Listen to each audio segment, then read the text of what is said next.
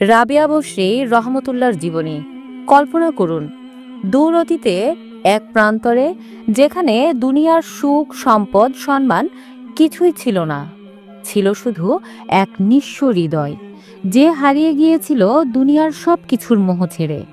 আর সেই হৃদয় ছিল প্রেমে পাগল, এমন এক প্রেম যা দুনিয়ার কোনো মানুষের জন্য নয়, বরং এমন এক প্রেম যা সমস্ত সৃষ্টির স্রষ্টার জন্য, মহান আল্লাহ রাব্বুল আলামিনের জন্য। সেই প্রেমিকের নাম রাবেয়া বসরি রহমতুল্লাহ। তিনি ছিলেন এক নারী, যার দরিদ্র ছিল, দাসত্ব ছিল, দুঃখ ছিল, কিন্তু হৃদয়ে ছিল অফুরন্ত ভালোবাসা। এক বিস্ময়কর আত্মা, যার সমগ্র জীবন একটাই সুরে বাঁধা: আমি আল্লাহ ছাড়া কাউকে ভালোবাসবো না। যখন দুনিয়ার লোকেরা সুখের জন্য ছুটে বেড়াতো, তখন রাবেয়া তার রবের প্রেমে নিজেকে হারিয়ে ফেলেছিলেন। তার জন্মের রাতেই এক অলৌকিক আলো দেখা গিয়েছিল, যেন আকাশ ঘোষণা করেছিল এই পৃথিবীতে একজন সত্যিকারের প্রেমিকা আগমন করেছেন। তিনি কখনোই দুনিয়ার কোনো জিনিসের জন্য কান্না করেননি, কেঁদেছেন শুধু আল্লাহর কাছে পৌঁছানোর জন্য। তার নামাজ ছিল না শুধু ফরজ আদায়ের জন্য, ছিল প্রেমের আর্তনাদ, কান্না, আকুলতা।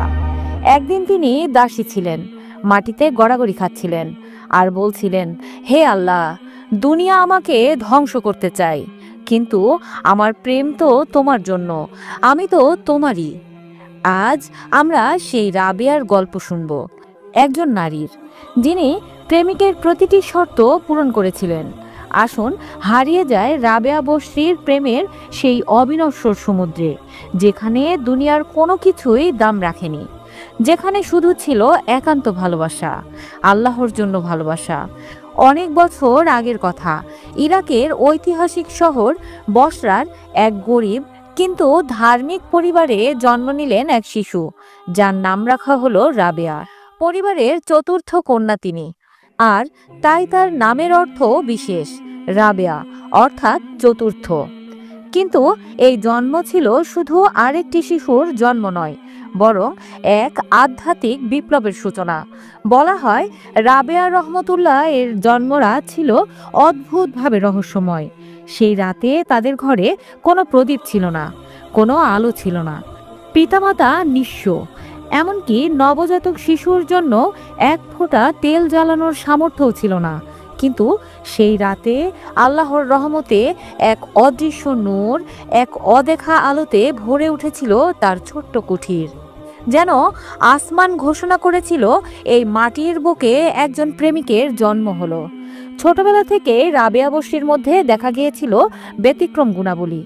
যখন অন্য শিশুরা খেলায় মেতে উঠত, তখন রাবেয়া নির্জনে বসে আল্লাহর জিকির করতেন।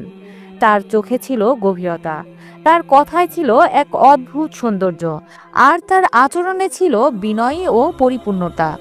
বাবা মা দেখতেন, ছোট রাবেয়া কখনো দুনিয়ার কোনো বস্তুর জন্য কাঁদতেন না, বরং নামাজের সময় একটু দেরি হলেই চোখের পানি আসতো। দুর্ভাগ্যবশত খুব অল্প বয়সেই তার পিতামাতা উভয়ই ইন্তেকাল করেন। ছোট্ট একটি কচি হৃদয়, পরিবারহীন, অভিভাবকহীন হয়ে পড়েন কঠিন দুনিয়ার কঠোরতার মাঝে। চারপাশে যখন সব দরজা বন্ধ হয়ে গেল, তখন রাবেয়ার হৃদয়ে একটি দরজাই খোলা রইল। সেটা হলো আল্লাহ তাআলার দরজা। তার হৃদয় বলেছিল, দুনিয়া যদি আমাকে ছেড়ে দেয় তাতে কি আসে যায়, আমার তো রব আছে, যার ভালোবাসা অসীম। দারিদ্র আর একাকিত্বের মাঝে গড়ে উঠতে লাগলো রাবেয়ার চরিত্র, এক অদম্য, নির্মল, আল্লাহ ফিরু আত্মা। সেই দুঃখের, সেই নিঃস্বতার মাঝেও তিনি ছিলেন সবার চেয়ে ধনী, কেননা তার হৃদয়ে বাস করতেন খোদা। পিতামাতার মৃত্যুর পর ছোট রাবেয়ার জীবনে নেমে আসে অন্ধকার। একাকী, নিরাশ্রয় একটি শিশু দুনিয়ার নিষ্ঠুরতার কাছে অসহায় হয়ে আত্মসমর্পণ করতে বাধ্য হয়।